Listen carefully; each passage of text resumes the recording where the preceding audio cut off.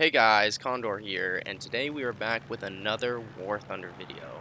Now, this very well might be my last War Thunder video that I end up uploading. I had a lot of stored up gameplays from back when I used to play that I've slowly been working through over the years, and this is the last one I have left on my flash drive that I have not edited. But I felt it necessary to, kind of not waste good gaming material. So here we are, just 5 years late, finally getting around to it. But we're ending with a good game. Today we're flying out the F6F, which is my favorite plane in the game, and fortunately for me, this also happened to be maybe the luckiest game of my life.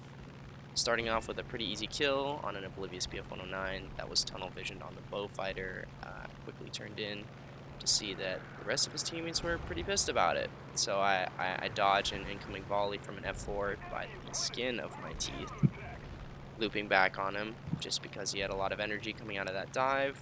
I was able to get guns on target for a quick second here, land some hits, but he goes into another dive and I decide not to follow him.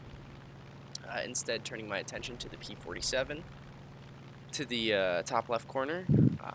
And as you'll see, I'm going to try and keep up with the commentary, but this was a pretty fast game. Things kind of just go one after the other, so I'll be doing my best. Put some shots on the P-47, but I then realized an F4 is diving on me. I managed to land some hits. He misses, sparking off my left wing. I turn back to the P-47, but again, he also goes into a dive, and so then I let him go, looking for some other planes. I see another BF-109 taking some shots at me. I managed to move out of the way of those pretty easily. And then right here, I loop back for him, even though I'm at super low energy, completely oblivious to the third BF-109 that is right behind me, and he manages to spark all the shots he hits on me, and then he overshoots. I then decide to turn back in and head on a Focke-Wulf 190, who again misses his entire volley, and I managed to get a pilot snipe. That was, again, like I said, just super lucky that that actually worked out. I then pulled up to kill the P-47, who clearly just did not learn from the BF-109 earlier. It was just chasing the bow fighters.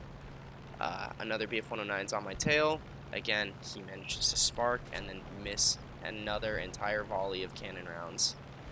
That F4 definitely had some gun pods, because that was a lot more than just a single cannon in the nose. But at this point, my team's kind of won the air superiority battle up high, so I just kind of go around rope-a-doping the last fighter on my tail.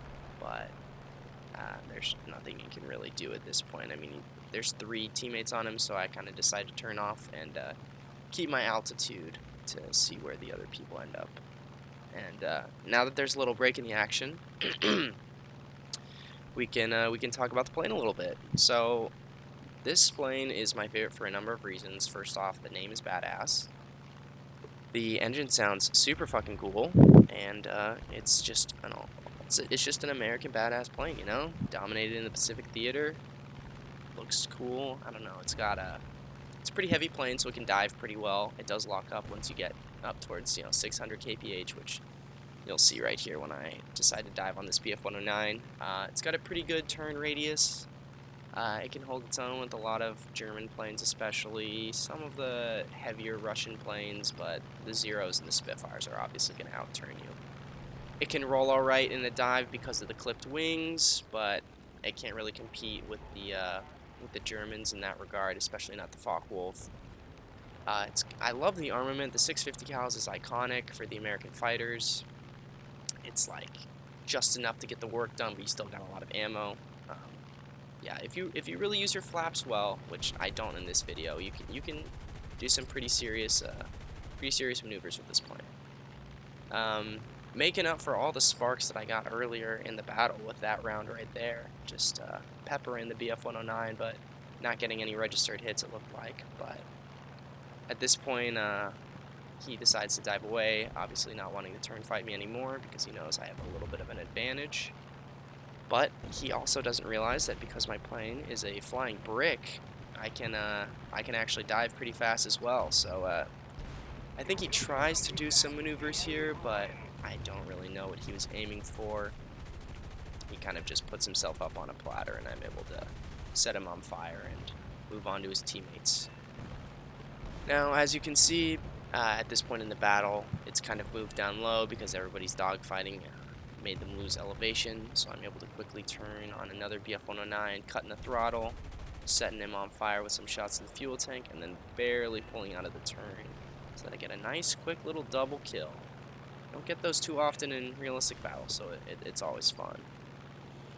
Then turning my sights to the HE-111, as were the rest of my teammates. The whole wolf pack was on this guy, unfortunately. He does get his bombs off, though, and I think he ends up getting at least one kill on a medium tank, but I was able to set him on fire with some nice shots to the fuselage, but once the turret got a little too hot, I decided to pull out, and my teammate ended up getting the kill for him, unfortunately. But, you know, ended up with 5 kills for the game. The rest of the match is fairly uneventful. There was one guy up high that kind of ended up getting taken down by some teammates after getting chased around a little bit, but that was pretty much the end of my game.